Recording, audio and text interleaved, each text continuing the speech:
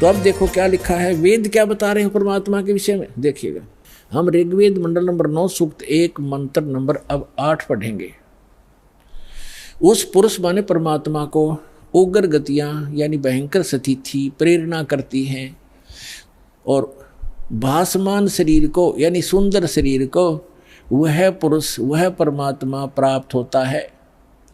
और किस प्रकार होता है, अब यहाँ लिखा है कि जिसमें उस शरीर वो परमात्मा 3 प्रकार से दूसरों का वारण यानी कल्याण करने के लिए मधुमेह शरीर मिलता है उस परमात्मा को। वो परमात्मा ये समझो 3 प्रकार दूसरों का पालन करने के लिए, धारण पोषण करने के लिए, कल्याण करने के लिए 3 प्रकार क्या शरीर धारण करते हैं। 3 प्रकार से, एक प्रकार का तो आपको बता दिया कि परमात्मा ऊपर रहते हैं, वहाँ उनके शरीर की शोभा मनुष्य सदृश है, राजा के समान दिखाई देते हैं, सिर पे मुकुट है, छत्र है और तख्त पर बैठे हैं सिंहासन पर। और उनके एक रोमकूप में करोड़ सूर्य करोड़ चंद्रमा मिला दे ऐसी रोशनी है उस परमात्मा के एक रोमकूप की। बाकी शरीर की कितनी होगी अंदाजा लगाया जा सकता है। और फिर वो परमात्मा दूसरी स्थिति में जब आता है, एक नवजात शिशु का रूप धारण करता है, तो दूसरी स्थिति बताई जा रही है। देखिएगा, ऋग्वेद मंडल नंबर 9 सूक्त 1 मंत्र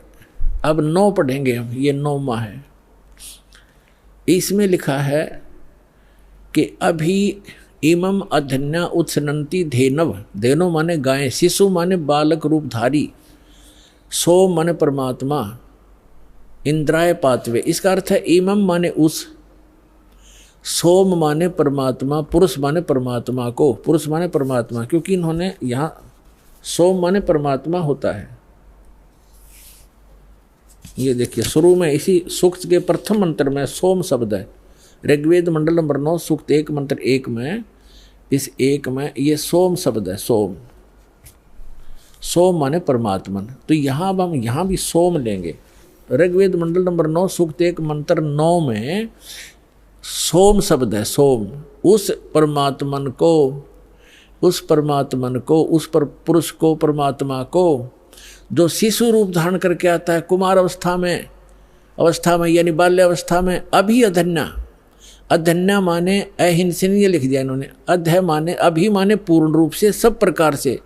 अधन्या माने बिना धनाई, धेनो माने गौवे।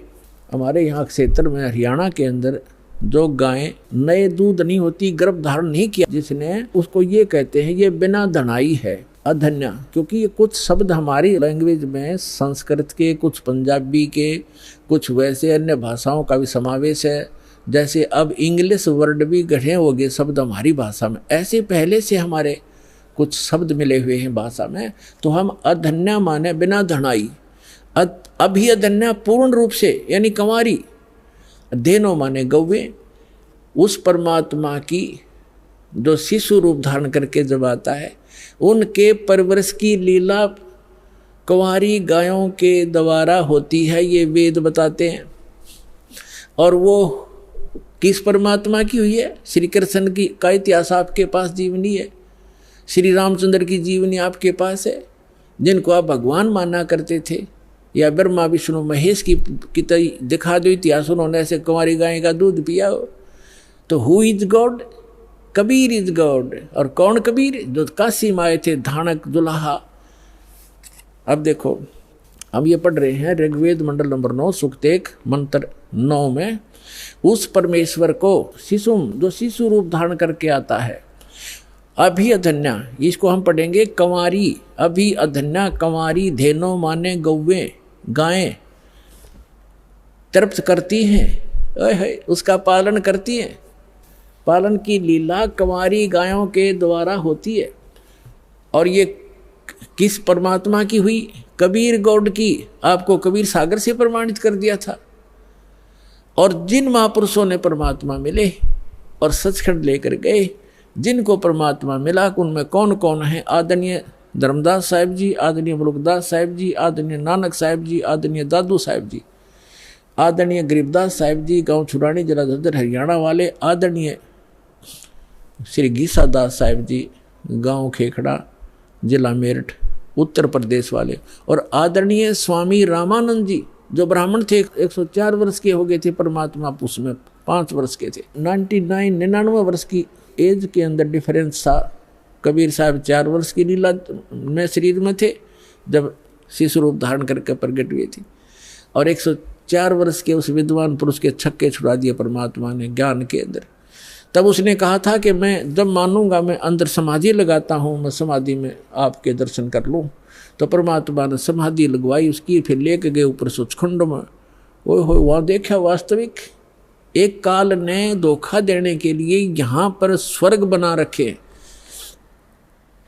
और यहाँ की 4 मुक्तियाँ बता रखी हैं। चारों मुक्ति का भी समय सीमित है। ब्रह्मलोक में गए हुए प्राणी भी वापस जन्म मृत्यु में आते हैं और केवल उस अमरलोक में शाश्वत स्थान में गए हुए प्राणी फिर कभी लौट कर संसार में नहीं आते।